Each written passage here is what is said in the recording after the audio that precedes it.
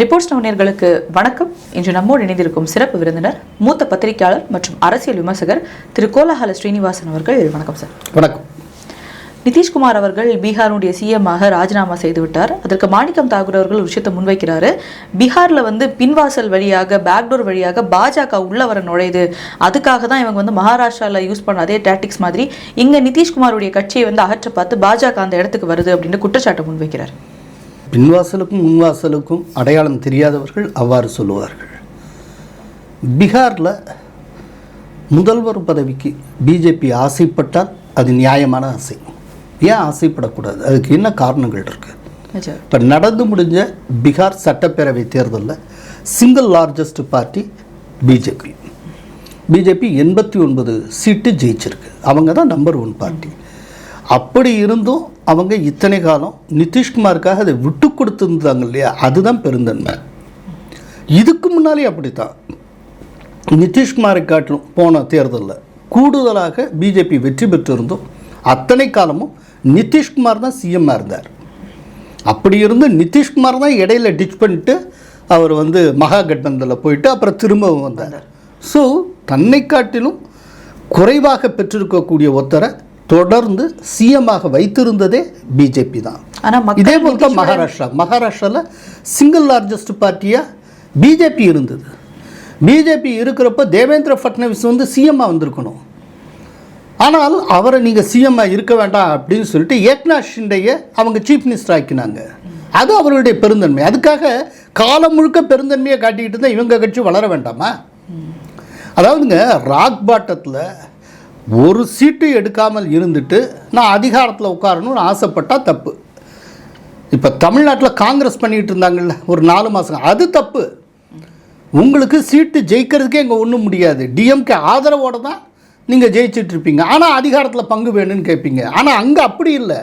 மகாராஷ்டிரத்துலேயும் பீகார்லேயும் மக்கள்கிட்ட ஓட்டு பெற்று அந்த ஸ்டேட்லேயே தங்களுடைய கட்சி தான் நம்பர் 1 கட்சிங்கிறத நிரூபித்ததன் அடிப்படையில் ஒரு நியாயமான ஆசையை வெளிப்படுத்துகிறாங்க. எங்களுடைய கட்சி முதல்வர் பதவியை பெறுவதற்கு தகுதியான கட்சி அப்படிங்கிறாங்க. அதனால் முதல்வர் பதவி தங்களுக்கு வேண்டும்னு சொல்கிறாங்க. இதில் என்ன தப்பு இருக்க முடியும்? எப்போதுமே சிங்கிள் லார்ஜஸ்ட் பார்ட்டி தானுங்க. அதுலேருந்து தானுங்க ஒரு பிரைம் மினிஸ்டரோ இல்லாட்டி சீஃப் மினிஸ்டரோ வர முடியும். இப்போ பிஜேபி 3வது இடத்தில் இருந்தோ 4வது இடத்தில் இருந்தோ தன்னுடைய மத்திய அரசில் தனக்கு இருக்க அதிகாரங்களை பயன்படுத்தி தன்னிட்டேருந்து ஒரு சீஃப் மினிஸ்டர் வரணும்னு ஆசைப்பட்டு தான் அவர் சொல்கிற correct. In Bihar BJP is number 1 party. So அவங்க ஆசைப்படுறாங்க. இதில் என்ன தப்பு இருக்குது? அதனால் பின்வாசல் வழியாக நுழையணும்னு ஆசைப்பட்டது காங்கிரஸ். தமிழ்நாட்டில் அந்த முயற்சி பண்ணினாங்க. கடைசியில் மொத்தமாக ஆப்பு வச்சுட்டாங்க. இப்போ தமிழ்நாட்டை பற்றி ரொம்ப வீரமாக முழங்கிக்கிட்டு இருந்த மாணிக்கம் தாக்கூர் இப்போ ஏன் சைலண்ட் ஆனார்? இப்போ அவர் பேசுறதுக்கு ஏதாவது ஒரு சப்ஜெக்ட் வேணும், அர்த்தமே இல்லாமல் இதை பற்றி பேசிகிட்டு இருக்கார். இப்போ நிதிஷ்குமார் அவர்களுடைய முகத்தை பார்த்து தான் பீகாரில் எல்லாரும் வாக்களித்தாங்க. ஸோ அதை தான் பாஜக இங்கே மாற்றி அமைக்குதுன்ற ஒரு விஷயம். அதே நேரத்தில் இன்னொரு பக்கம் இவர் கட்சி தாவுறது நிதிஷுக்கு ஒன்றும் புதுசு கிடையாது. ஏன் இதில் இருந்துட்டு திரும்ப கட்சி தாவுனா என்ன பண்ணுவாங்க பாஜக? அதாவது நிதிஷ்குமார் முகத்தை பார்த்து தான் இவங்க வாக்களித்தாங்கங்கிறது ஒரு மிஸ்கான்செப்ஷன். நிதிஷ்குமார் முகத்தை பார்த்து தான் வாக்களிச்சிருந்தாங்கன்னா நிதிஷ்குமாருடைய கட்சி ஏன் நம்பர் 2 வந்தது? போன தடவை ஏன் நம்பர் 2 வந்தது? நம்பர் 1 வந்திருக்க வேண்டியதானே. யார் தடுத்தா வேண்டாம்னு? பிஜேபியும் ஐக்கிய ஜனதா தளமும் ஈக்குவல் சீட்ஸில் நின்னாங்க. தலா 101 நின்னாங்க. அதில் நிதிஷ்குமாரை பார்த்து தான் ஓட்டு போட்டாங்கன்னா நிதிஷ்குமாரை பார்த்து பிஜேபிக்கு ஓட்டு போட்டவங்க ஏன் நிதிஷ்குமாருக்கு ஓட்டு போடல? எனக்கு சொல்லுங்களேன் பார்ப்போம். அதெல்லாம் ஒன்றும் கிடையாது. அதான் ஒரு மித்து. இன்னொன்று, நிதிஷ்குமாரும் லேசுப்பட்டவர் கிடையாது. அவர் 2 தடவை மாறி அந்த பக்கம்லாம் போயிட்டு வந்தவர். இன்னொன்று, மத்திய அரசு இன்றைக்கி நிதிஷ்குமார் மற்றும் சந்திரபாபு நாயுடு ஆகியோருடைய ஆதரவில் தான் இயங்கிட்டு இருக்கு. இது கூட்டணி அரசு. ஃபுல் மெஜாரிட்டியை பிஜேபி செக்யூர் பண்ணலாம். அப்படிங்கிறப்போ நிதிஷ்குமாரை எப்படி கவுத்தி விடுவாங்க? இங்கேருந்து எம்பி ஆக்குறாங்க, சிஎம் போஸ்ட்லேருந்து அவரை தூக்கி எம்பி ஆக்குறாங்கன்னா வேற ஒரு பிளானிங் இருக்கும். அப்படின்னா அது என்ன பிளானிங்காக இருக்கும்? அப்படித்தான் நம்ம யோசிக்க முடியும். கவுத்து விடுறாங்கன்னு எப்படி சொல்ல முடியும்? கவுக்கவும் முடியாது. ஏன்னா நிதிஷ்குமார் கட்சியினுடைய சப்போர்ட்டு மத்திய அரசுக்கு தேவை. இந்த மத்திய அரசு தன்னுடைய காலத்தை பூர்த்தி செய்வதற்கு நிதிஷ்குமார் மற்றும் சந்திரபாபு நாயுடு 2 பேருடைய ஆதரவு தேவை. அப்போ 2 பேரையும் இவங்க ஆசைப்பட்டால் கூட கவிழ்க்க முடியாது. அதை முதல்ல புரிஞ்சுக்கணும். அப்படின்னா எதுக்காக இவரை வந்து எம்பி ஆக்குறாங்க அப்படி யோசிச்சு பாருங்க. நான் நினைக்கிறேன் ஒரு முதல்வராக இருக்கிறவர், முதல்வர்னா இன்னைக்கு நேற்றுக்கு இல்லை, தொடர்ந்து 20 வருஷம். இன்னொன்று பிஜேபியுடைய நீண்டகால பார்ட்னரே ஐக்கிய ஜனதா தளம். 2 கட்சி தான் ரொம்ப காலமாக பிஜேபியோட அலையன்ஸ் வச்ச கட்சி. ஒன்று சிவசேனை, இன்னொன்று ஐக்கிய ஜனதா தளம். அந்த கட்சியினுடைய ஒரு தலைவர். ஸோ நீண்ட காலமாக பிஜேபியோட அலையன்ஸில் இருந்த கட்சியினுடைய தலைவர், நீண்ட காலமாக முதல்வராக இருந்த தலைவர் நிதிஷ். அப்படிங்கிறப்ப அவ்வளவு ஈஸியாக அவர் வந்து முதல்வர் பதவியை விட்டுட்டு நான் எம்பி ஆறேன் அப்படின்னு சொல்லுவாரா? நீங்கள் ஒரு நிதிஷ்குமாரை மிரட்டியெல்லாம் நீங்கள் என்னைக்காவது அடிபணியை வைக்க முடியுமா? அவர்கிட்ட ஒரு ராஜினாமா கடிதம்லாம் வாங்க முடியுமா? அவர் என்ன யோசிக்காமலாம் செய்வார்? அப்படிலாம் என்ன, அவருக்கு விரும்பத்தக்க விதத்தில் ஏதோ ஒரு எலிவேஷன் கிடைக்க போகிறது அப்படின்னு அர்த்தம். ஃபஸ்ட்டு என்ன எலிவேஷன் கிடைக்கலாம்? ஒரு நம்ம யோசிப்போம். இப்போ அவர் எம்பியாக போகிறார் அப்படின்னா ஒரு சீனியர் கேபினட் மினிஸ்டராக இருப்பாரா? அது ஒரு பார்வை. as per protocol norms ஒரு கேபினட் மினிஸ்டர் அப்படிங்கிறவர் equal to deputy chief minister, ரைட்டா?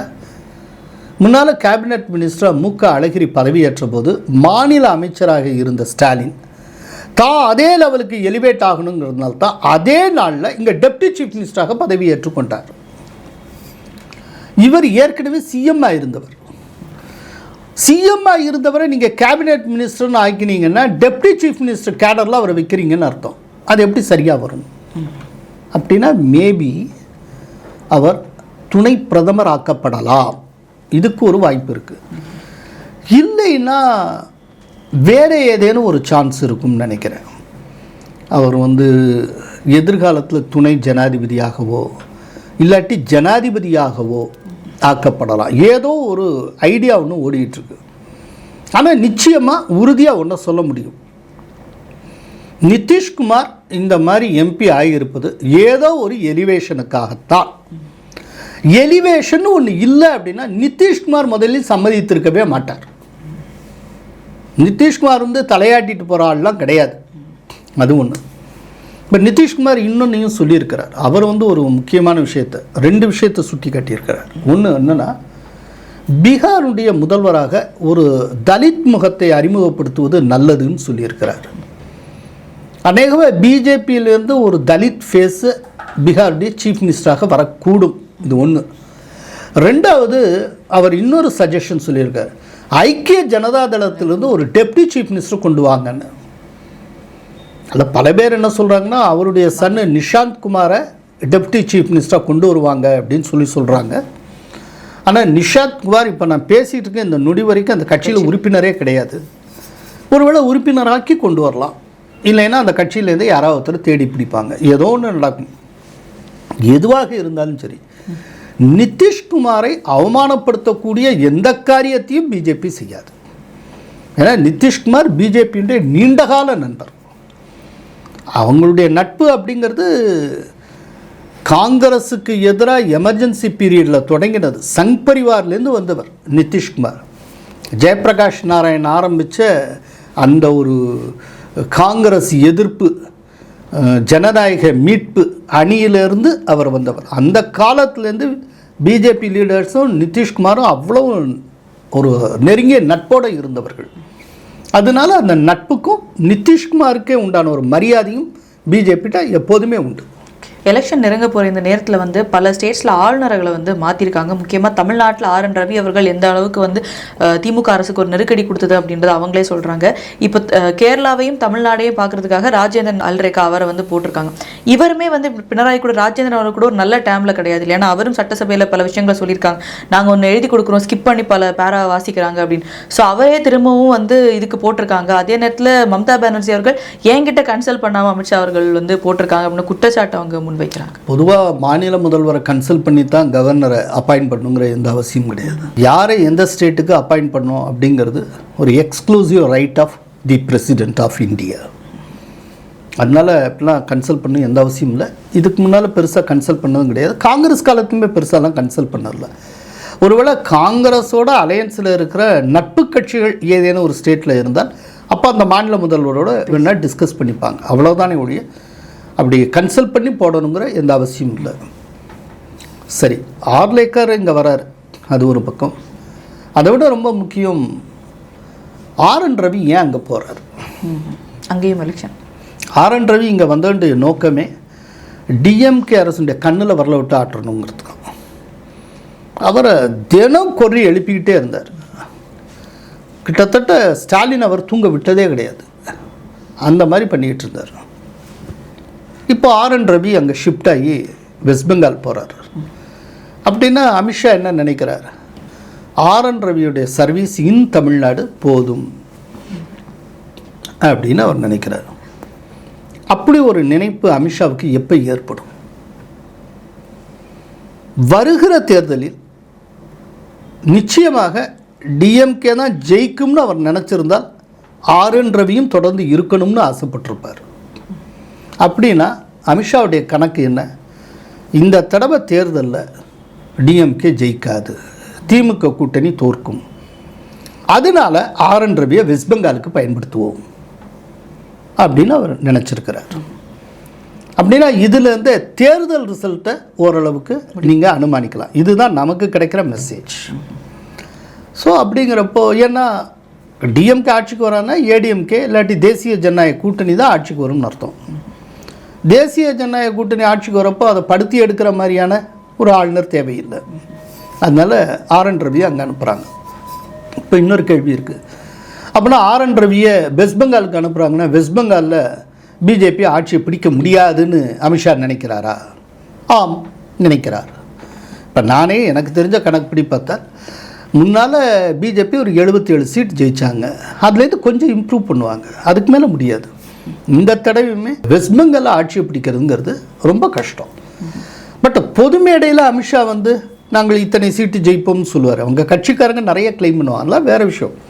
அது வந்து ஒரு அரசியலுக்காக சொல்லக்கூடிய ரெட்டாரிக். அதை தாண்டி உண்மைன்னு பார்த்தால், கலை யதார்த்தம்னு பார்த்தால், இன்றைக்கும் வெஸ்ட் பெங்கால் எலெக்ஷனில் மம்தா ஜெயிக்கிறதுக்கு தான் வாய்ப்புகள் அதிகம். அதனால உங்களுக்கு வந்து மம்தாவுக்கு இனிமேல் குடைச்சல் தரணும் அப்படிங்கிறதுக்காக இவர் அங்கே போகிறாருன்னு நம்ம புரிஞ்சுக்க முடியும். இதுதான் அடிப்படை காரணமாக இருக்கும்னு நான் நினைக்கிறேன். இன்னொரு விஷயம், தமிழ்நாட்டில் வந்து திமுக ஆட்சி மேலே மக்களுக்கு இருக்க அதிருப்தி மாதிரியே வந்து மம்தாவுடைய ஆட்சியிலையும் இருக்குது. பெண்களுக்கு ஏதாவது சட்ட ஒழுங்காக இருக்கட்டும், இன்வெஸ்டிகேஷன் வரும்போது எவிடன்ஸ் எடுத்துகிட்டு போகிறாங்க அப்படின்றப்போ மக்கள் திரும்பவும் அவங்களுடைய ஆட்சியை வந்து தேர்ந்தெடுக்கும். அதாவது இப்போது ஒரு டாக்டர் பாலியல் வன்புணர்வு செய்யப்பட்டு கொடூரமாக கொல்லப்பட்டார். அது வந்து மொத்த வெஸ்ட் பெங்காலில் ராக் பண்ணிச்சு இல்லையா? கண்டிப்பாக. அதற்கு பின்னால் வந்து அத்தனை தேர்தலையும் டோட்டலாக மம்தா தான் ஜெயிச்சாங்க. இல்லையே, இது நம்ம பார்வைக்குத்தான், நம்மளுடைய பர்செப்ஷன் அப்படி தோணுது. ஆனால் அங்கே அது எடுபடலை. அங்கே வந்து அரசியல் வன்முறை அப்படிங்கிறது பழகி போன ஒரு விஷயம். எப்படி வந்து தமிழ்நாட்டில் தனிநபர் ஒழுக்கம், ஊழல் அப்படிங்கிறது ஒரு பெரிய விஷயமா எடுத்துக்கொள்ளப்படாதோ அதுபோல் இப்போ பாருங்கள், விஜய் இருக்கார். விஜய்க்கு எதிராக அவங்க ஒய்ஃபு ஒரு விவாகரத்து வழக்கை நான் தாக்கல் பண்ணுறேன்னு இருக்காங்க. விஜய் சைட்லேருந்து ஏதாவது ப்ரெஷர் வந்தால் அந்த நடிகை யாருன்னு சொல்லிடுவேன் அப்படிங்கிறாங்க. சொன்ன நிலையில் நீ என்ன சொல்கிறது, நானே அதை காட்டுறேன் அப்படின்ட்டு அவர் திருமண நிகழ்வுக்கு த்ரிஷாவுடைய போகிறாரு. இப்போ இந்த தெனாவட்டை நீங்கள் எப்படி புரிஞ்சுப்பீங்க? என்ன அர்த்தம்? இது வந்து ஒழுக்கக்கேடான விஷயம். அடிப்படையில் அறம் சார்ந்து பார்த்தால் இது ஒரு ஒழுக்கக்கேடான விஷயம். ஆனால் இது எப்படி நீங்கள் புரிஞ்சுப்பீங்க? நான் எப்படி வேணாலும் நடந்துப்பேன், நான் த்ரிஷாவுடைய போவேன், யாரோட வேணாலும். ஆனால் எனக்காக வாழ்த்து கோஷம் போடுற ரசிகர்கள் அத்தனை பேர் எனக்கு வாழ்க்கை தான் சொல்லுவான். வேணா பாரு, இவ்வளவுலாம் பண்ணதுக்கப்புறம் எனக்கு ஓட்டு போடுறதுக்கு 4 கிறுக்க இருப்பான். ஏன்னா இது தமிழ்நாடு, இதைத்தான் அவர் சொல்லாமல் சொல்லுகிறார். அப்படி இது என்ன விதமான தமிழ் சமூகம்? சமூக அளவிலேயே ஒரு சீரழிவு இருக்குல்ல. அப்புறம் இந்த சீரழிவான இந்த சமூகத்திலேருந்து உற்பத்தி ஆகக்கூடிய ஒரு தலைவன் மட்டும் தனித்துவமிக்க தலைவனாக வந்துருவா? அவன் இப்படித்தானே இருப்பாங்க. எந்த டைமிங்கில் நீங்கள் வந்து த்ரிஷாவோட சேர்ந்து வரீங்க? அது இப்படி பண்ணக்கூடிய த்ரிஷா நயினார் சொன்னதுக்கு ரொம்ப கோவப்பட்டாங்களாம். அட்டே அப்பா, இப்போ நயினார் சொன்னதில் என்ன தப்பு? ஒன்றே ஒன்று ஸ்லைட்டாக மாறி இருக்கு. நயினார் என்ன சொல்லியிருந்தார், முதல்ல ஒரு வீட்டை விட்டு வெளியினோன்னா த்ரிஷா விட்டு வெளியில் வரணும். அதே கொஞ்சம் மாற்றி விஜய் புரிந்து கொண்டார். த்ரிஷா விட்டு வெளியில் வரக்குள்ள த்ரிஷாவுடைய வெளியில் வருவேன் அப்படின்னு அவர் புதிய புரட்சி ஒன்று உருவாக்கியிருக்கிறார். அப்படின்னா இது என்ன விதமான சவால் அவர் மக்களுக்கு முன்னால் வைக்கிறார்? என்ன விதமான சவாலை வைக்கிறார்? நான் ஒழுக்கக்கேடா எப்படி வேணாலும் இருப்பேன், எப்படி வேணாலும், அப்படி இருந்து என்னுடைய ரசிகர்கள் என்னை கொண்டாடுவான் அப்படின்னா மொத்த மக்களை மொத்த ரசிகர்களை முட்டாள் நினைக்கிறான்னு தான் அர்த்தம். ஆனால் இப்படிப்பட்ட இந்த விஜய்க்கு ஒரு ஸ்பேஸ் இருக்குது தமிழ்நாட்டில். இது எதுக்காக சொல்கிறேன்னா, ஒவ்வொரு ஸ்டேட்டுக்கும் ஒரு யூனிக்கான ஒரு சைக்கு ஒன்று இருக்குங்க. இப்போது ஸ்டேட்ஸ் எடுத்துக்கோங்க. அமெரிக்காவில் ஒரு இண்டிவிஜுவல் எப்படி வேணாலும் இருக்கலாம். தலைவன் ஒழுக்கக்கேடாக இருக்கக்கூடாது, தனிநபர் ஒழுக்கத்தில் ஒழுங்காக இருக்கணும். இப்போ மோனிகா லெவின்ஸ்கி விஷயம் நடந்தப்போ பப்ளிக்காக அன்றைக்கி பில் கிளின்டன் மன்னிப்பு கேட்டார். ஏன்? இத்தனைக்கும் அமெரிக்காவில் சேஸ்டிட்டி பற்றியோ கற்பு ஒழுங்கு இதெல்லாம் பற்றி பெரிய பார்வை கிடையாது. அங்கே இருக்க இண்டிவிஜுவல் எப்படி வேணாலும் இருக்கலாம், ஆனால் அங்கே தலைவனாக இருக்க யோக்கியமாக இருக்கணும். ஆனால் இங்கே அது அப்படியே தலைகள். ஒரு தனிநபர் ரொம்ப யோக்கியமாக இருக்கணும், ஆனால் தலைவனாக இருக்க எப்படி வேணாலும் இருக்கலாம். அதுவே ஒரு அந்தஸ்துக்குரிய விஷயம் மாதிரியெல்லாம் போயிடும். ஸோ இது மாதிரி தான் வெஸ்ட் பெங்காலில் வன்முறை கலாச்சாரம், இங்கே தனிநபர் ஒழுக்க சீரழி, இது எல்லாமே பழகி போன விஷயங்கள். அதனால் இப்போ வெஸ்ட் பெங்காலில் இருக்கக்கூடிய வன்முறை அது சார்ந்து நீங்கள் ஒரு புரிதலுக்கு வந்தீங்கன்னு வச்சுக்கோங்க, இதனாலாம் மம்தா தோற்றுருவாங்கன்னு, அது தவறான புரிதல். அதை நம்ம தேர்தல் உணர்வோம். அதனால் இப்போவும் சொல்கிறேன், வரப்போகிற வெஸ்ட் பெங்கால் தேர்தலில் மம்தா மீண்டும் தேர்ந்தெடுக்கப்படுவார். முன்னை காட்டிலும் கொஞ்சம் தொகுதிகள் குறையும், அவ்வளவுதான். பிஜேபிக்கு முன்னை காட்டிலும் சற்று தொகுதிகள் கூடுதலாக கிடைக்கும், இவ்வளவுதான். அதுக்கு மேலே பெரிய ரிசல்ட்டை எதிர்பார்க்க முடியாது. இப்போ ராஜ்யசபா சீட் ஒவ்வொரு கட்சிகளும் அவங்களுக்கான அந்த நாமினிஸை வெளில கொண்டு வந்துட்டாங்க. முக்கியமாக திமுகவுடைய நாமினிஸை பார்க்கும்போது குறிப்பிட்ட ஒரு ரிலீஜனுக்கு கொடுக்குறாங்களோ அப்படின்றதும், அதே நேரத்தில் பார்த்தோன்னா அதை பண்ணுறதுக்கான முக்கியமான காரணம் அந்த சிறுபான்மையோட ஓட்டு வேறு இடத்துல ஸ்ப்ளிட் ஆகுது, முக்கியமாக விஜய் அவர்களுக்கு போகுது. ஸோ அதை கன்சாலிடேட் பண்ணுறதுக்காக தான் இந்த சீட் இப்போ கான்ஸ்டன்ட் ரவீந்திரன் அவர்கள் போன்ற இப்போ காங்கிரஸில் கொடுக்குறது எல்லாமே அந்த ஒரு கணக்கில் தான் அப்படின்ற யூகம் அது சரியானது. அது உண்மைதான். இப்போ கான்ஸ்டன்டின் ரவீந்திரா அவர் எனக்கு நல்ல நண்பர். முன்னால் நானும் அவரும் தொலைக்காட்சியில் கட்டி உருண்டிருக்கோம், அவ்வளோ சண்டை போடுவோம். அவர் தான் 2014 சென்னை மத்திய தொகுதியில் தயாநிதின் மாறனுடைய தோல்விக்கு காரணமாக அமைந்தவர். அன்றைக்கி அவர் தேமுதிக சார்பில் போட்டியிட்டார். இன்றைக்கி அவருக்கு கொடுக்கப்பட்டிருக்கு. காங்கிரஸ் சார்பில் கிறிஸ்டோஃபர் திலக்கு கொடுக்கப்பட்டிருக்கு. அவங்க சைடில் 4 எம்பியை சூஸ் பண்ணலாம். 4 பேரில் 2 பேர் கிறிஸ்டியன்ஸ். தமிழக மக்கள் தொகையில் கிறிஸ்தவருடைய எண்ணிக்கை ஒரு 5-6% இருக்கும். ஆனால் எம்பியில் ரெப்ரசன்டேஷன் 50% அவர்களுக்கு தரப்படுகிறது. என்ன காரணம்? பயந்து போயிருக்காங்க ரொம்ப. அதாவது டிஎம்கே கூட்டணி ரேட்டில் ஆகிருக்கு. என்னென்னா விஜய் பக்கம் அத்தனை கிறிஸ்தவர்களும் போய்விடுவார்களோ. வெளியில் விஜய்னால எங்களுக்கு பாதிப்பிலே உதாராக பேசலாம், ஆனால் உள்ளுக்குள்ளே ஒரு உதறல் இருக்குது. கிறிஸ்டியன்ஸ் அங்கே போயிடுவாங்களோ, முஸ்லீம்ஸு விஜய் பக்கம் போயிடுவாங்களோ, இந்த சிறுபான்மையினர் ஓட்டை தூக்கிட்டு போயிடுவாரோ. நேற்றுக்கு வரைக்கும் டிஎம்கேக்கு ஒரு பாதுகாப்பு இருந்தது. சிறுபான்மையினருக்கு நம்ம மேலே கோபமே ஏற்பட்டாலும் அவனுக்கு வேறு வழி இல்லை. ஏன்னா பிஜேபி இங்கே இருக்கிறதுனால என்டிஏ பக்கம் போக மாட்டான், ஓட்டுன்னு போட்டால் நமக்கு தான் வந்தாகணும்னு. ஆனால் இப்போ விஜய் வந்துட்டார். விஜயை ஒரு சிறுபான்மை சமூகத்தை சார்ந்தவர், அது வேற. இப்போது இதே போல் முஸ்லீம்ஸ் எடுத்துக்கோங்க. திருப்பரங்குன்ற இஷ்யூவில் முக்கியமான தீர்ப்பை உயர்நீதிமன்றத்தினுடைய டிவிஷன் பெஞ்சும் வழங்கியும் கூட அதை மீறி தமிழக அரசு செயல்பட்டதுக்கு என்ன காரணம்? யாரை திருப்திப்படுத்துறதுக்காக? ஏன் அவங்கள திருப்திப்படுத்தணும்? ஒரு உயர்நீதிமன்ற ஆணையை கூட நிறைவேற்ற முடியாமல் அந்த அளவுக்கு மோசமான ஒரு நிலைப்பாட்டை ஏன் எடுக்கணும்? காரணம் விஜய் மேலே இருக்கிற பயம். விஜய் எங்கேயாவது இந்த ரெகுலராக வரக்கூடிய முஸ்லீம் ஓட்ஸையும் கிறிஸ்டியன்ஸ் ஓட்டு தூக்கிட்டு போயிடுவாரோ அப்படிங்கிற பயம். சரி, இந்த பயம் ஏன் வருது? இது ஒரு கேள்வி இருக்குது. தமிழ்நாட்டில் உத்தேசமாக இந்த சிறுபான்மையினர் ஓட்டு அப்படிங்கிறது 11-12% இருக்கும். இந்த 12% டிஎம்கேக்கு ஓசிக்கு கிடைக்குது.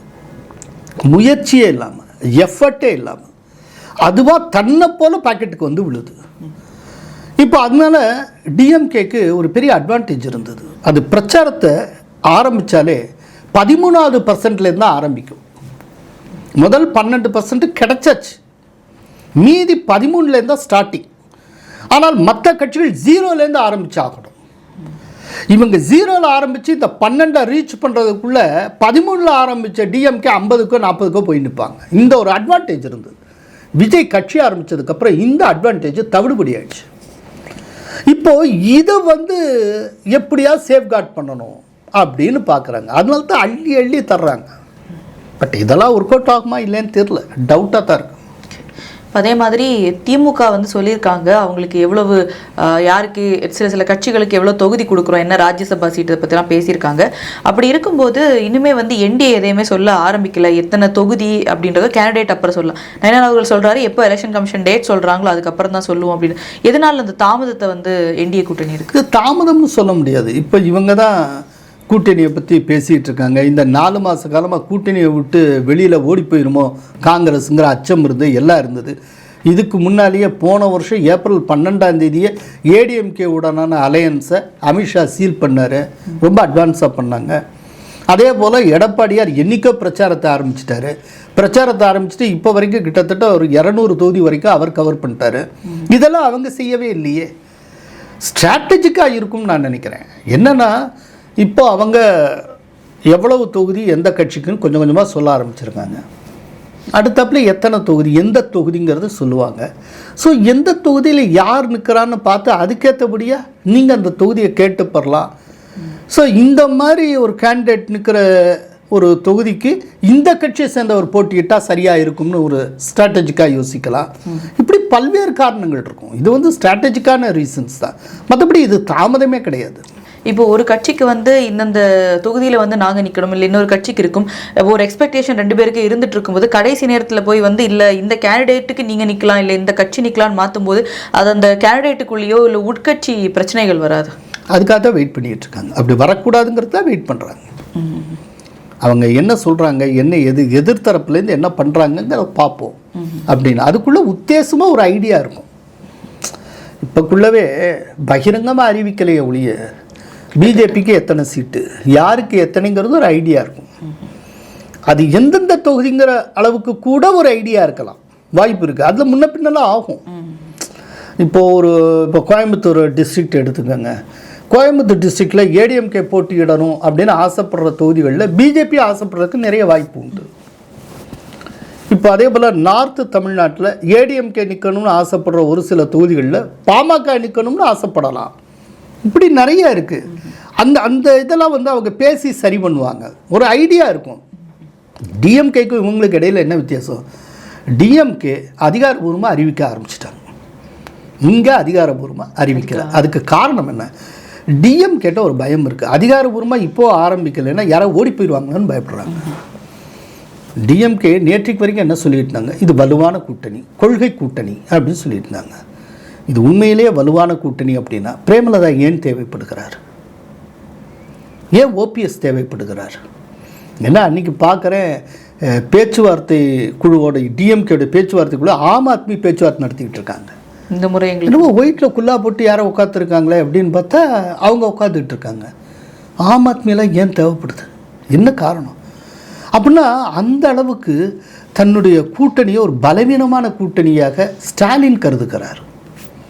மக்கள்கிட்ட அவ்வளோ அதிருப்தி இருக்கிறத அவங்க ஃபீல் பண்ணியிருக்காங்க. ஏன்னா அவங்களும் சர்வே பண்ணுறாங்க.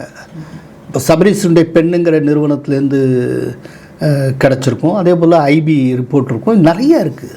அவங்களுக்கும் சோர்ஸஸ் இருக்குது. அதுலேருந்து அவங்க உணர்ந்துருப்பாங்க. ஸோ சரியாக இல்லை. அப்போது யாரையுமே விட வேண்டாம், எல்லாத்தையும் இழுத்து போடுவோம். அதனால தான் அத்தனை பேருக்கும் மானாவரியாக கொடுக்குறாங்க. இதில் எங்கேயாவது ஏன்னா இன்றைக்கி ஒரு 3வது ஒரு ஆப்ஷன் ஒன்று டெவலப் ஆகிருக்கு. விஜய்னு ஒருத்தருக்கு பிடிக்கலைன்னா அவங்க என்டிஏக்குள்ளே வர்றதுக்கு அவசியம் இல்லை, வர்றதுக்கு வாய்ப்பு இல்லை. ஏன்னா பிஜேபி இருக்குன்னு. ஆனால் விஜயோட போகலாம்ல. இப்போ கம்யூனிஸ்ட் கட்சிக்கு டிஎம்கே வேண்டாம்னு தோணுச்சுன்னா விஜய் பக்கம் போவாரே. வேணா என்டிஏ பக்கம் வர மாட்டார், ஆனால் விஜய் பக்கம் போகலாமே. அப்போ இந்த 3வது ஆப்ஷன் ஒன்று இருக்கிறப்போ டக்குன்னு அலையன்ஸ் போட்டு முதல்ல சீல் பண்ணிடுறது. எந்த தொகுதின்னு சொல்கிறோம், ஆனால் எத்தனை தொகுதின்னு சொல்லி முதல்ல சீல் பண்ணிடுறது. இது இந்த திருப்பதி கோயிலில் மொட்டை போட்ட மாதிரி. தனக்கு மொட்டை போட்ட வந்தவன் தன்னை விட்டு போயிடக்கூடாதுங்கிறதுக்காக அந்த நாவிதர் என்ன பண்ணுவார் அப்படின்னா, தலையில் ஒரு பகுதியை மட்டும் எடுத்துகிட்டு அவர் தள்ளி உட்கார சொல்லிடுவார். அடுத்து வர்றவங்களுக்கு எல்லாம் ஒரு போர்ஷனை மட்டுமே தலையில் வந்து மொட்டை அடித்து உட்காந்துருப்பாங்க. அவரெல்லாம் வெளியிலையும் போக முடியாது, தலை காட்ட முடியாது. அதுக்கப்புறம் ஓரளவு எல்லாம் இந்த ரவுண்டை முடித்ததும் திரும்ப மீதி ஆஃபை வரிசையாக அதே ஆர்டரில் அவர் வந்து மலிச்சு வச்சுக்கிட்டே இருப்பார். இப்படியா வரும். இப்போ இது போல் டிஎம்கே கூட்டணி என்ன அப்படின்னா, முதல்ல வந்து உங்களுக்கு இத்தனை தொகுதின்னு சொல்லி சீல் பண்ணிட வேண்டியது. இப்போ அவர் எந்த பக்கம் தப்பிக்க முடியாது.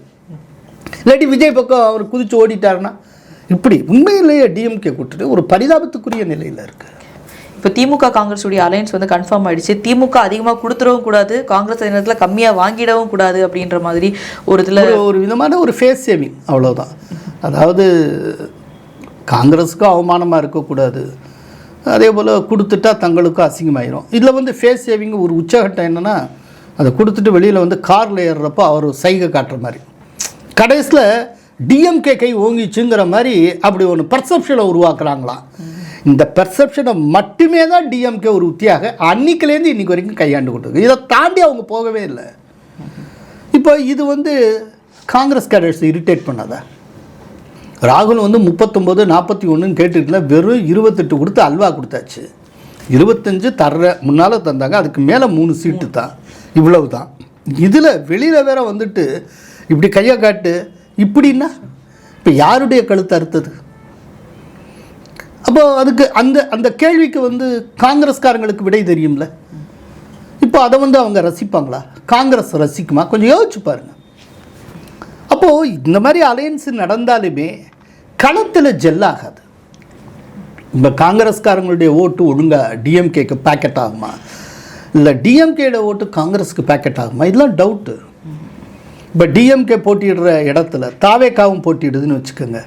அந்த இடத்துல ஒரு உண்மையான காங்கிரஸ்காரன் தாவேக்காவுக்கு ஓட்டை போட்டு போயிடுவான். டிஎம்கேக்கு போடுறதுக்கு வாய்ப்புகள் ரொம்ப குறைவு. நான் ப்ராக்டிக்கலாக சொல்கிறேன். அப்படிங்கிறப்போ இந்த ஓட்டு டிரான்ஸ்ஃபர் ஆகுதுங்கிறதுல ஒரு பெரிய பிரச்சனை இருக்குது. இதுதான் 2011 நடந்தது. 2011 அப்போது காங்கிரஸு கழுத்து மேலே கத்தியை வச்சு மிரட்டி தொகுதியை கேட்ட மாதிரி 63 சீட்டு வாங்கினாங்க. இங்கே அறிவாலயம் ஃபஸ்ட்டு ஃப்ளோரில் தயாளு அம்மாள்கிட்ட சிபிஐ விசாரணை, அப்போ ஹோம் மினிஸ்டர் சிதம்பரம். கிரவுண்ட் ஃப்ளோரில் தொகுதி பங்கீடு பேச்சுவார்த்தை, 63 சீட்டு வாங்கினாங்க. 63 கடைசியில் 5 தொகுதி ஜெயித்தாங்க காங்கிரஸ். அப்படின்னா என்ன அர்த்தம்? டிஎம்கேக்காரங்க காங்கிரஸுக்கு ஓட்டு போடலன்னு அர்த்தம். இப்போ அதே இது திரும்ப நடத்தணும்னா திரும்ப அந்த ஹிஸ்ட்ரி ரிப்பீட் ஆகிறதுக்கு வாய்ப்பு இருக்கே. 63 கொடுத்து 5 சீட்டு காங்கிரஸ் ஜெயிச்சப்போ கலைஞர் வந்து ரொம்ப நகைச்சுவையாக ஒன்று சொன்னார். நாங்கள் காங்கிரஸை நாயன்மாராக அனுப்பி வைத்தோம், பஞ்சபாண்டவராக திரும்பி வந்தார்கள் அப்படின்னார். ஸோ இப்படிலாம் நடந்திருக்கு. எனக்கு தெரிய எப்போ காங்கிரஸுக்கும் டிஎம்கேக்கும் இடையில் முரண்பாடு கூர்மை அடைகிறதோ அப்போதெல்லாம் அந்த கூட்டணி தோற்று இருக்கிறது. இப்போ மாணிக்கம் தாகூர் தான் காங்கிரஸ்ல ஒரு ரிபல் மாதிரி இருந்தப்போ அவரே வந்து ஒரு தனிப்பட்ட மனிதனுக்கு ஒரு இது இருக்கலாம், ஆனால் கட்சி தலைமை சொல்றதை கேட்குறோம். அதே நேரத்தில் ராகுல் காந்தி அவர்கள் பிரதர் அப்படின்ட்டு ஸ்டாலின் அவர்களை கூப்பிடுவாங்க. அவர் பிறந்தநாள் வரும்போது பிரதர் அப்படின்றது இவரும் மென்ஷன் பண்ணல, இவரும் பண்ணல. ஸோ ஒரு ஒப்பத்தின் அடிப்படையில் இப்போ வந்து அலையன்ஸ்ல வராங்க அப்படின்னா அவங்களுக்குள்ள எப்படி ஜெல் ஆகும்? ஜெல் ஆகாதுன்னு சொல்றேன். இந்த ப்ரோவை காடுமே. அப்போ ஏன் இந்த முடிவை ராகுல் காந்தி அவர்கள் எடுத்தார்? வேற வழி இல்லை. ராகுல் காந்தி மட்டுமே எடுக்க முடியாது. கார்கே இந்த கூட்டணி வேணுங்கிறாரு, அம்மா சோனியா காந்தி இந்த கூட்டணி வேணுங்கிறாங்க. அதே போல் காங்கிரஸில் இருக்கக்கூடிய சிட்டிங் எம்பிசி, சிட்டிங் எம்எல்ஏசி எல்லாருமே இந்த கூட்டணி வேணுங்கிறாங்க. காங்கிரஸுடைய தொண்டர்கள் தான் கூடாதுங்கிறாங்க. பாவம், அவங்களுக்கு வாய்ஸே கிடையாது. ராகுல் அந்த வாய்ஸை ரெப்ரசன்ட் பண்ணார். ஒரு எல்லைக்கு மேலே அவரால் கொண்டு போக முடியலை. அதனால் இன்னொன்று, அவர் இதே உத்தியை பீகாரில் கையாண்டார். 61 தொகுதியில் நின்னாங்க, படுதோல்வி அடைஞ்சாங்க. 6 பேர் ஜெயித்தாங்க. அந்த 6 பேருமே என்டிஓக்குள்ளே போயிட்டாங்க. இவ்வளவு சிக்கல். அதே போல் அடுத்தடுத்து இவர் சொன்ன அதே உத்தி தமிழ்நாட்டிலையும் ஒர்க் அவுட் ஆகி ஒரு சீட்டு ஜெயிக்காம ரொம்ப கேவலப்பட்டோம்னா அப்போது நம்மளை பிடிச்சி அசிங்கப்படுத்துவாங்களே அப்படிங்கிற ஒரு கற்பனை. அதனால் வேறு வழி இல்லாமல் வேண்டா வெறுப்பாக இந்த கூட்டணிக்கு அவர் சம்மதித்திருக்கிறார். அதனால தான் நான் சொல்கிறேன், இது ஒட்டாதுங்கிறேன். கடந்த காலத்தில் இதாங்க இந்த முற்பகல் செய்யின் பிற்பகல் விளையும்னு ஒரு பழமொழி உண்டு. கடந்த காலத்தில் என்டிஏ பார்த்து இந்த கேள்வியை கேட்டாங்க. ஏன் சார் ஏடிஎம்கே பிஜேபியும் ஒன்று சேர்ந்தாலும் ஜெல்லாகுமா அப்படின்னு இதை கேட்காத ஒரு மீடியா பர்சன் நீங்கள் பார்க்க முடியாது. எல்லாரும் கேட்டிருப்பாங்க. இன்றைக்கி அதே கேள்வியை டிஎம்கே கூட்டணியை பார்த்து கேட்க வேண்டிய ஒரு கட்டாயம் வந்துருச்சா இல்லையா? காலத்தின் கட்டாயம். இதான் அரசியல். அரசியல் எப்படி அப்படி களம் மாறுது பாருங்கள். தாவேகா வந்து காங்கிரஸ் ஒரு வேளை வரலாம், இல்லை வேற யாரோ வருவாங்க, தேமுதிக வருவாங்க, அவர் வராங்க இவர் வராங்க அப்படின்ட்டு எக்ஸ்பெக்டேஷன்ல இருந்தாங்க. ஆனால் இன்னைக்கு யாருமே இல்லை, போயிட்டாங்க அப்படின்றப்போ தேமுதிக மேலே ஸ்டேஜ்லேயே விஜய் அவர்களுக்கு குற்றச்சாட்டு மாதிரி வைக்கிறாங்க, போய் கேட்டு போயிட்டாங்க அப்படின்ற மாதிரி. ஸோ விஜய் அவர்களுக்கு இனி யாரும் கூட வர்றதுக்காக இல்லை அப்படின்றப்போ ஏதோ ஒரு சைடில் போகணும், இல்லை தனிச்சு நிற்கணும் அப்படின்ற மாதிரி தான் சீமானுடைய கட்சிக்கும் அவர் போகிற மாதிரி இல்லைன்றப்போ என்டிஏக்குள்ள அவர் வந்தால் அவரை தலைவராக்குறோம் அப்படின்ற தொண்டர்கள் இருக்கும்போது அவர் கூட்டணிக்குள்ளே வந்தால் அதை எப்படி தொண்டர்கள் அக்செப்ட் பண்ணி ஓட்டு போடுவாங்க? அதாவது தொண்டர்கள் ஒரு எமோஷனோடு இருக்கிறவங்க, அவங்களுக்கு சில கற்பனை கனவுகள்லாம் உண்டு. ஆனால் அரசியல்னு வந்தாச்சுன்னா கனவுகளை காட்டிலும் கலை யதார்த்தம் ரொம்ப முக்கியம். நீங்கள் கனவுல துரத்துக்கிட்டே போயிருந்தீங்கன்னா ரியாலிட்டியை விட்டுருவீங்க. கலை யதார்த்தத்தில் இது வரைக்கும் தமிழ்நாட்டில் தனிச்சின்னு யாரும் ஜெயிச்சது கிடையாது. 2016 தேர்தல் தவிர யாருமே ஜெயிக்க முடியாது. இவர் இப்போ தான் கட்சி ஆரம்பிச்சிருக்கார். தனித்து ஜெயிக்கக்கூடிய அளவுக்கு இவர் ஒன்றும் பெரிய பொலிட்டீஷியனும் கிடையாது. இப்படிப்பட்ட சூழ்நிலையில் 2 சினரியோவை பார்ப்போம். இவர் தனித்து போட்டிட்டால் என்ன ஆகும், என்டிஏவுக்குள்ளே சேர்ந்தால் என்ன ஆகும், 2ஐயும் பார்க்கலாம். தனித்து போட்டிட்டார்னா இவர் டெசிமேட் ஆவார். என்னுடைய உத்தேச கணிப்பு இவர் 12லேருந்து 14% வாக்குகளை பெறுவார். ஒரு சீட்டு கூட ஜெயிக்க மாட்டார். ஈவன் விஜய் போட்டியிடுகிற தொகுதியிலேயே விஜய் ஜெயிப்பது கடினம். இன்றைக்கி நான் சொல்ல எழுதி வச்சுக்கோங்க, ரொம்ப ரொம்ப ஆக கடினம். ஒருவேளை ஜெயித்தால் அவர் மட்டும் அவர் தொகுதியிலே ஜெயிக்கலாம். அதை தாண்டி எதையும் அவரால் சாதிக்கவே முடியாது. இது உண்மை, இது கலை யதார்த்தம். நாங்கள் சர்வே பண்ணிக்கிட்டு இருக்கோம், அதனால் எங்களுக்கு தெரியும். ஒருவேளை அவர் அவருக்கு உண்டான ஒரு 10லேருந்து 12-13% வாக்குகளோட என்டிஏவுக்குள்ளே வர்றாருன்னு வச்சுப்போம். அப்போது மொத்த என்டிஏ ஸ்வீப் பண்ணும். 234 210 தொகுதிக்கு மேலே நீங்கள் ஸ்வீப் பண்ணுவீங்க. அதன் பலனை விஜயும் அனுபவிப்பார். இப்போ விஜய்க்கு ஒரு 30-40 தொகுதி கொடுக்குறாங்க, 40க்கு 40 அவர் ஜெயிப்பார். எடுத்த எடுப்பில் சட்டப்பேரவை எதிர்க்கட்சி தலைவராக அமர்வார். தனிச்சுன்னா நீங்கள் 0ல் இருப்பீங்க, சேர்ந்து இருந்தால் நீங்கள் ஸ்வீப் பண்ணுவீங்க. ஆனால் சிஎம் ஆக முடியாது.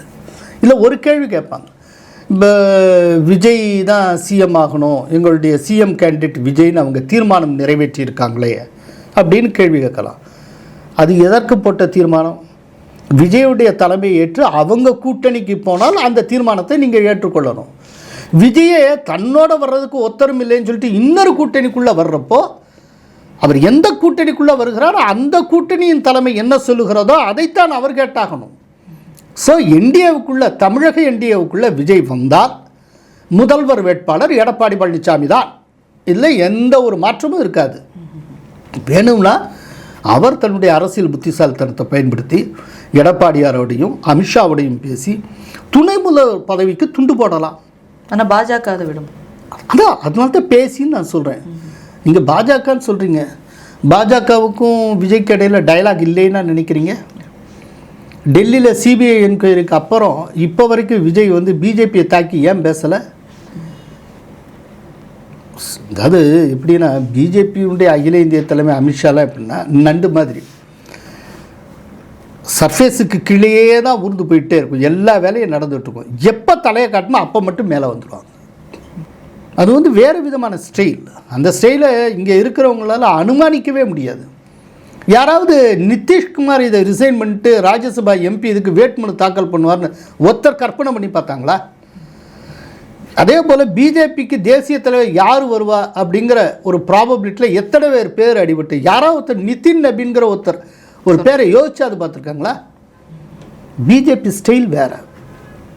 நான் அதனால் என்ன நினைக்கிறேன் அப்படின்னா, தேர்தலுக்கு முன்னால் ஒரு மிகப்பெரிய திருப்பு முனை, ஒரு அதிசயம் நிகழக்கூடும் அப்படின்னு நான் நினைக்கிறேன். ஏன்னா விஜய்க்கு வேறு சாய்ஸே இல்லை. தனிச்சுன்னா டெசிமேட் ஆவார், சேர்ந்தால்தான். அப்போது அவர் என்ன பண்ணலாம்? அதிகபட்சம் தன்னுடைய ஃபேஸையும் அவர் சேவ் பண்ணி ஆகணும். ஏன்னா தன்னுடைய ரசிகர்களுக்கு ஒரு கற்பனை கனவு இருக்குது, முதல்வர்னு. அட்லீஸ்ட் முதல்வர் இல்லைனாலும் துணை முதல்வர், அடுத்த தேர்தலில் நான் முதல்வராவேன், கொஞ்சம் பொறுப்போம், எதையாவது வசனம் சொல்லிவிட வேண்டியது தானே. அப்போ துணை முதல்வர் கேட்டு வாங்கலாம். அது அமித்ஷாட்ட அவர்கிட்ட பேசலாம், ஏதோ பண்ணலாம், அவங்களுக்குள்ளே பேசிக்கலாம். எடப்பாடியும் அமித்ஷாவும் சேர்ந்து இணங்கி என்ன தொகுதிகளை கொடுத்துட்டு அவரை போட்டி எடுக்கிறாரோ அது அவருக்கு நல்லது, அப்படி ஒன்று இருக்கலாம். நீங்கள் தொடர்ந்து ஒன்று கவனித்து பாருங்கள். பிஜேபியிலேருந்து தமிழிசை சவுந்தரராஜன் மட்டும் தொடர்ந்து விஜய்க்கு அழைப்பு கொடுத்துக்கிட்டே இருப்பாங்க. அதையே அவங்க மட்டும் தொடர்ந்து செய்கிறாங்க. ஏன்னா மேலிடம் அவங்களுக்கு கொடுத்துருக்க அசைன்மெண்ட். விஜய் அவங்க எங்கேஜ் பண்ணிக்கிட்டே இருப்பாங்க. ஏன்னா எப்போதுமே பிஜேபி விஜயோட ஒரு நட்பு பார்வையோடையே தான் இருக்குது அப்படிங்கிறது அவங்க ஒன்று ஒரு ஆலிவ் பிரான்ச் ஒன்று எக்ஸ்டெண்ட் பண்ணிக்கிட்டே இருப்பாங்க. இது ஒரு உத்தி, இது ஒரு ஸ்ட்ராட்டஜி. ஸோ அதனால் உள்ளே வரலைன்னா மொத்த நஷ்டமும் அவருக்கு தான். இப்போது விஜய் வரலைன்னா என்டிஏ ஆட்சி அமைக்கும் அறுதி பெரும்பான்மை பெறும். விஜய் உள்ளே வந்தார்னா என்டிஏ ஸ்வீப் பண்ணும். ஸோ விஜய் வரலைனாலும் வெற்றி உறுதி, விஜய் வந்தால் ஸ்வீப் உறுதி. இது விஜய்க்கும் நல்லது, என்டிஏவுக்கும் நல்லது. அதுக்கப்புறம் விஜய் தான் முடிவு செய்யணும். ஆனால் விஜய் தன்னுடைய முதல் தேர்தல்லையே ஒன்றுமே ஜெயிக்காமல் படுதோல்வி அடைஞ்சார்னா அதுக்கப்புறம் அவருடைய அரசியல் வாழ்க்கையை கொண்டு செலுத்துறது ரொம்ப கஷ்டம். ஏன்னா மொத்த கனவும் சிதறடிக்கப்பட்டு அதுக்கப்புறம் அந்த கனவுகளுடைய டெப்ரீஸ்லேருந்து நீங்கள் திரும்ப ஒரு புதிய கட்டுமானத்தை உருவாக்குறதுங்கிறது சாதாரண விஷயமா இருக்காது. அதனால் இந்த இடத்துல விஜய் ஒரு யதார்த்தவாதியாக இருந்து அரசியல் முடிவுகளை எடுக்க வேண்டும்.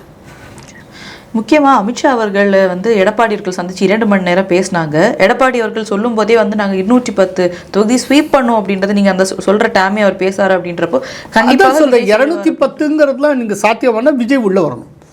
விஜய் உள்ளே வரலேன்னு வச்சுப்போம், என்டிஏ எவ்வளோ எடுக்குங்கிறத நான் ஒன்று சொல்கிறேன். 150லேருந்து 160 தொகுதி வரைக்கும் ஜெயிப்பாங்க என்டிஏ, வாய்ப்பு இருக்குது. விஜய் வந்தால் அது 210 இல்லாட்டி அதுக்கு மேலே கொஞ்சம் போகும்.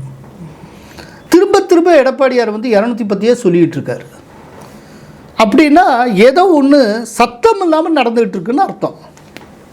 அதனால தான் இப்படி ஒன்று நடந்துகிட்டு இருக்குங்கிறது அவங்களும் எதிர்த்தரப்புலேயே சொல் பண்ணுவாங்கள்ல. அதனால தான் கிடைச்ச ஆட்கள் அத்தனை பேரும் கூட்டணிக்குள்ளே கொண்டு வந்துட்டு இருக்காங்க. டிஎம்கே சைடு அவங்களும் ஒன்றும் விவரம் இல்லாமலாம் செய்யலை. எத்தனை வருஷமாக அரசியல் பண்ணிகிட்டு இருக்காங்க, அவங்களுக்கு தெரியாதா? ஸோ அதனால தான் அவங்களும் அப்படி பண்ணிகிட்டு இருக்காங்க. எங்களோட இணைந்து பல்வேறு கருத்துக்களை பயன்படுத்தி ரொம்ப நன்றி.